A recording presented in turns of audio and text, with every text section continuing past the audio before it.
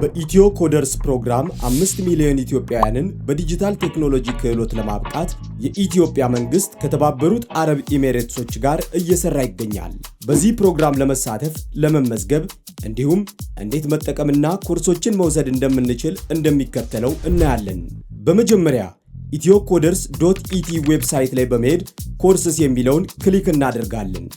እንደሚታየው የተለያዩ ኮርሶችን እናገኛለን። ለምሳሌ መውሰድ የፈለግነው ኮርስ አንድሮይድ ኮትሊን ዴቨሎፐር ፋንዳሜንታልስ ከሆነ ከስር የምናየውን ኢንሮል የሚለውን ክሊክ እናደርጋለን። በመቀጠል ሎጊን ቱ ኮንቲኒው የሚለውን ክሊክ እናደርጋለን።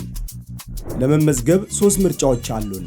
በጉግል አካውንት ለመመዝገብ ከፈለግን ሳይን አፕ ዊዝ ጉግል የሚለውን በመምረጥ በፌስቡክ አካውንት መመዝገብ ከፈለግን ደግሞ ሳይን አፕ ዊዝ ፌስቡክ የሚለውን ክሊክ በማድረግ ወይንም በማንኛውም ባለን ኢሜል ተጠቅመን መመዝገብ እንችላለን። በመቀጠል ወደ አስገባነው የኢሜል አድሬስ የቬሪፊኬሽን ሊንክ ይላክልናል። ከዚያም ቬሪፋይ ኢሜል አድሬስ የሚለውን ክሊክ በማድረግ ኢሜል አድሬሳችንን ቬሪፋይ እናደርጋለን። ከዛም ወደምናየው ገጽ ይወስደናል። ሙሉ ስምና ፓስወርድ በማስገባት ሎጊን እናደርጋለን። ለመረጥነው ኮርስ አፕላይ ለማድረግ ስታርት ማይ አፕሊኬሽን የሚለውን ክሊክ እናደርጋለን።